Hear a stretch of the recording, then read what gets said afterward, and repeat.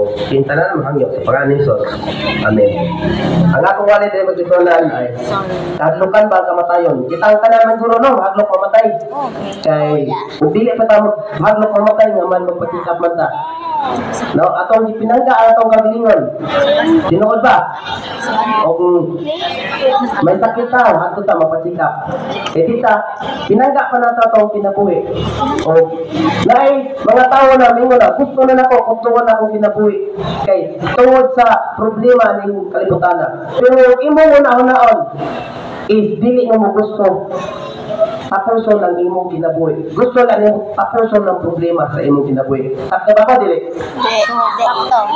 Ang ako ang mensahe is kada uluhan o kadlukan bang kamatayon. Ganon ko sa istorya sa usa ka hari ug iyang upat ka asawa. Ang usa ka hari na doon na siya mamatay sa nagigda na siya, nagbuhat na siya sa kamatayon.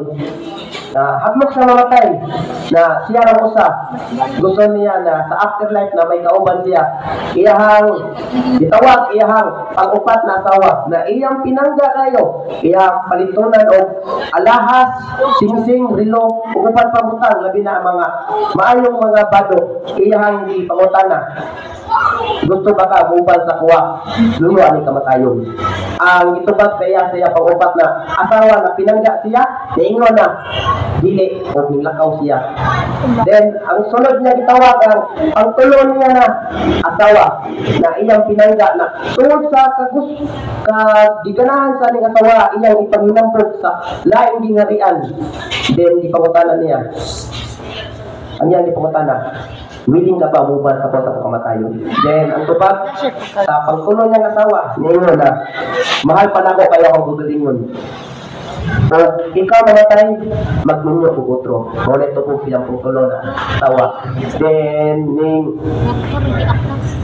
hawa siya. Then, iyang patawag niyang pang-duha na asawa. Na ang pang-duha na asawa, na kining asawa na huwag naa siya problema, naa siya mga butang na gikalibugan na ang iyang pang-duha na asawa magkauban kaniya. Then, iyang ipangutana, willing ka ba muuban sa kuwa pag ako mamatay na? And then tubag sa iyahang pangduha na banan niingon na pasensya na sa kanang butanga di ka matabangan. Ang ako lang matabang sa imuha is pag-arrange ang funeral. Then pag tayo ilubong ka na ako uban kanimo. Then ang problema sa hari laguol siya kay walay mauban siya sa pagkamatay niya. Then nay usa ka tingog na nagaingon, ako uban ko dira kanimo bisa pag sa kamatayon pa na. Then sa paglingi niya nakita niya ang iyang first wife. Niingon siya na pasensya na mintras kadto maayo pa ko lawas bago pa ko ikaw ang gatagad pagtagad. Then motoy story nako. Naatay makuha ato mga kaigsunan. Ang moral of the story ato is matagod sa kanato natay upat ka mga asawa. Ang unang asawa nato is atong kaugalingon. Nga mga atong kaugalingon man. Ang atong kaugalingon atong bihisan at paano. Atong gipalitan mga rilo na maayo. Then atong gipalitan kung sa gusto ana. Pero sa pag-abot sa panahon kung kita mamatay na, dili na sa makauban kinato.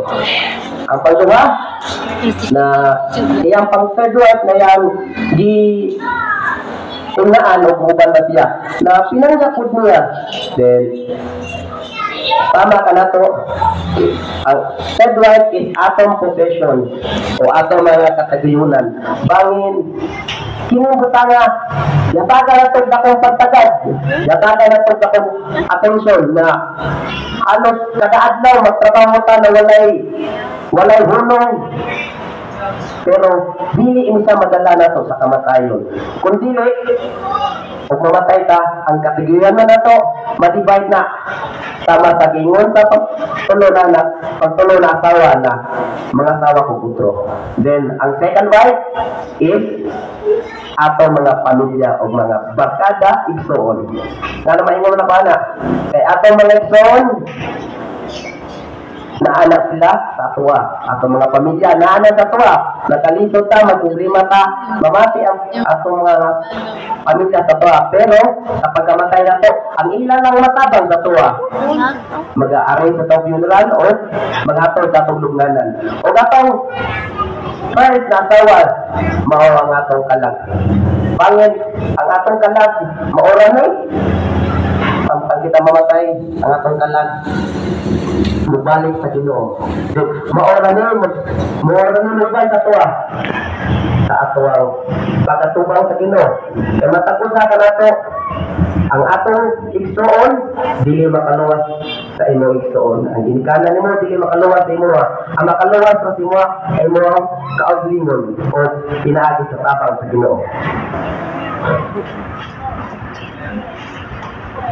O bisan sa kamatayon, mga igsoonan na ay dakong paglaom na lihatag si Jesus nato. Ang kamatayon, usa lamang na sa ka-event sa atong kinabuhi, dili na sa destinasyon na dira ka takuto. Makita kini sa episode 2:5.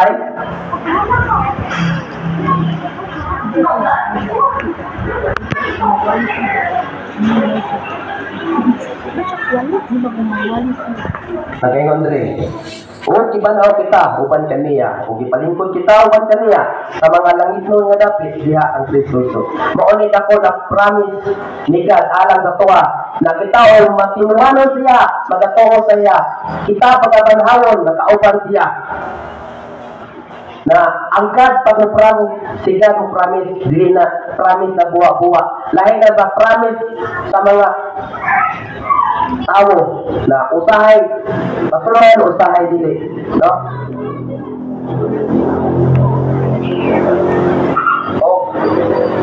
No. Ang kamatayon is bunga na sa atong sala. Matagusa ka na to, makakasala. Wala ka nang dili sa simbahan, kay matarong ka. Nang dili ka sa simbahan is makakasala ka. Ang simbahan is kamara ni sa hospital. Wa ka nang dili kay maayo taglawas. Nang dili ka kay puro ka matakiton. Maay-lain-lain problema, lain-lain na pagsuway matag adlaw. Pero ning doon ta gindangag tara kang Hesus kay kasabutan na si Jesus ra mo'y paglaom nato matagusa.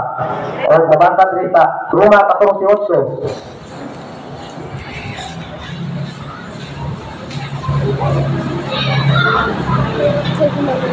Nagaingon, kung kita buhi, nagakinabuhi kita alang sa Ginoo. Kung kita mamatay kita alang sa Ginoo. Busa, kung kita buhi, kung kita mamatay, iya kita sa Ginoo. Muna pinakatakong saad sa Ginoo. Kung kita mutuman sa iya, kung kita daw buhi kita sa Ginoo. Kung kita mamatay kita sa Ginoo. Kay matagusan nato, wala ta katakot. Kung atanos at akuan sa Ginoo. Dili ka magsalig na batanon ka pa, layo pa ko mamatay. Naay mga batanon na disgrasya. Wala ta kasabot atong kinabuhi. Kung sa may pinaka maayong buhaton, budol sa Jesus. Kay si God, nagaingon, kung kita daw buhi kita kaniya. Kung kita mamatay kita kaniya. O, dili kadlukan ang kamatayan.